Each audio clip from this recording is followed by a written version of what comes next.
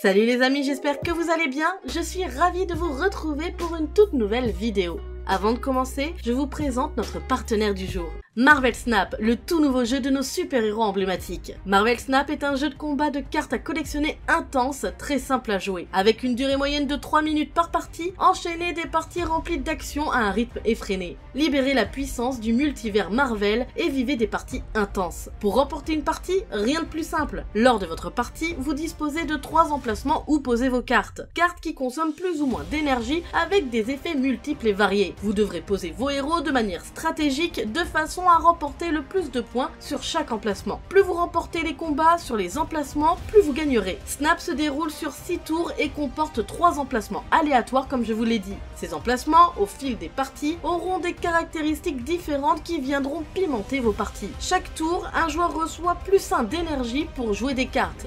Tour 1, une énergie, tour 2, 2 énergies et ainsi de suite. Les tours sont simultanés, donc chaque joueur effectue son coup pendant le même tour. Au fur et à mesure que vous progressez et collectez plus de cartes pour votre collection, vous gagnerez également des crédits pour améliorer visuellement vos cartes. La mise à niveau des cartes ajoute des modifications telles que des effets 3D, des arrière-plans animés, des effets de cadre de cartes et bien plus encore. Collectionnez vos héros et super vilains Marvel préférés, composez le deck de vos rêves et défiez des joueurs du monde entier. d'Asgard ou Wakanda, de nouveaux emplacements inspirés de l'univers Marvel seront ajoutés chaque semaine. La force de Marvel Snap, ce n'est pas un jeu pay to win. Vous n'avez pas besoin d'utiliser d'argent pour gagner. Marvel Snap est disponible sur iOS, Android et sur la plateforme Steam. Vous pouvez retrouver en description le lien pour le télécharger. Le Super Saiyan légendaire est un sujet très intéressant, que ce soit sur sa définition, sur son statut ou même sur son rôle dans l'univers de Dragon Ball. Il fait sa première apparition lors du 8e film Dragon Ball Z, Brûle, combat sanglant, combat ardent, super combat décisif. Dans ce film, on y fait la rencontre pour la première fois de la première version de Broly, légèrement différente de celle de 2018. Né le même jour que Son Goku, Broly avait une puissance incroyablement développée pour un bébé, 10 000 unités, ce qui correspondait au niveau de l'élite Saiyan de l'époque. Son berceau se trouvait juste à côté de celui de Son Goku qui ne cessait de pleurer. Ses cris incessants le rendirent à moitié fou et Broly garda une haine viscérale envers ce dernier dans son subconscient. Lorsque le roi Vegeta eut vent de la puissance de Broly, il prit peur et ordonna qu'on le fasse disparaître ainsi que son père. Pour le roi Vegeta, il était exclu qu'une telle puissance ne naisse pas du sang royal de sa famille. Le Super Saiyan légendaire est une transformation exclusive à Broly qui apparaît dans le 8e film sorti le 6 mars 93 au Japon, puis dans d'autres films et divers médias où le personnage de Broly réapparaît exclusivement. Broly étant l'unique Super Saiyan légendaire, a un physique quelque peu différent des autres Super Saiyan. À l'état normal, il a les cheveux noirs comme les autres Saiyans, mais possède déjà un gabarit très impressionnant de par sa taille et sa musculature. Le front de Goku arrive à la base de son cou. Lorsqu'il se transforme en Super Saiyan, son aura se dore et ses cheveux se hérissent, mais au lieu d'être dorés, ils sont bleus, ce qui est probablement dû au diadème contrôleur qu'il a sur le front et qui rabaisse partiellement son énergie.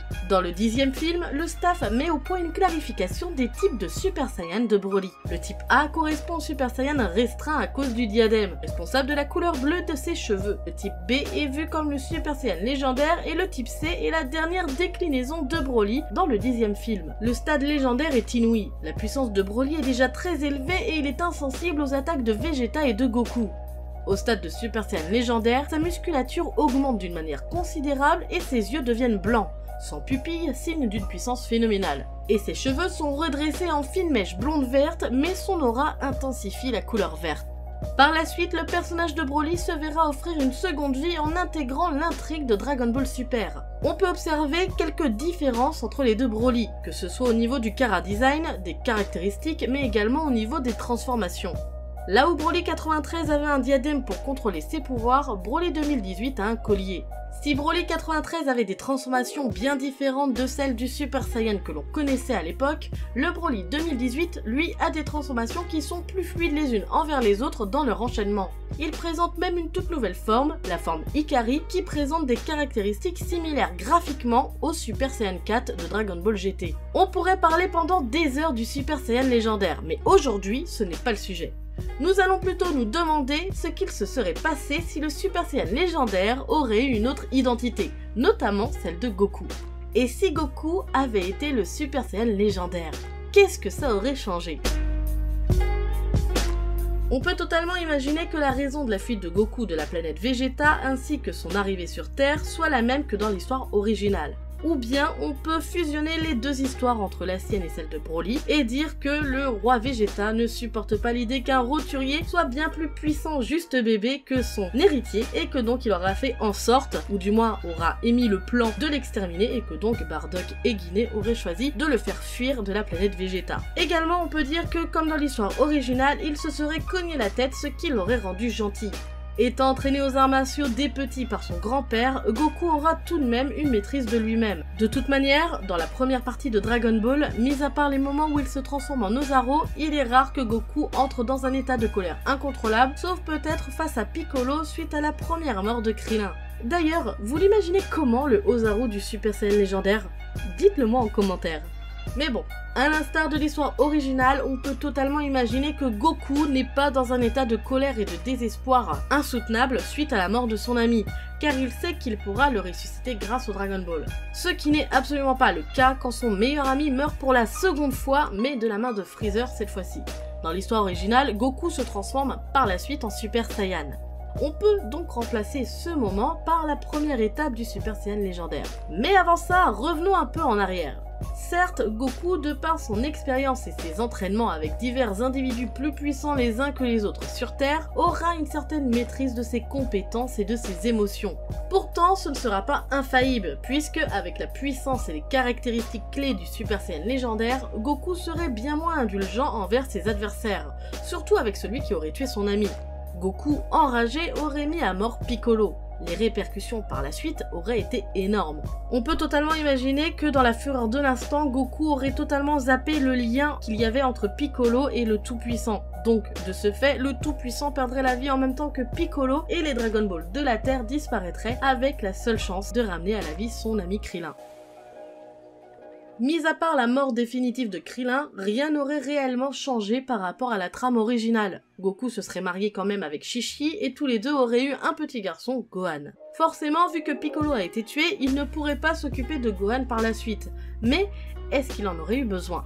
Raditz viendrait tout de même sur la Terre et se ferait tuer rapidement par son petit frère. Même si les Dragon Ball n'existent plus, Vegeta et Nappa se rendraient tout de même sur Terre pour voir de leurs propres yeux celui qui a tué Raditz. Après tout, grâce à leur appareil, ils ont récolté de nombreuses informations, telles que la présence d'un hybride Saiyan aux capacités peu communes. Car oui, on peut totalement penser que les caractéristiques du Super Saiyan légendaire peuvent être, tout comme les capacités des Saiyans capables de se transformer en Super Saiyan, héréditaires. Donc Gohan aurait encore plus de potentiel que dans l'histoire originale, mais on va en parler plus loin dans la vidéo.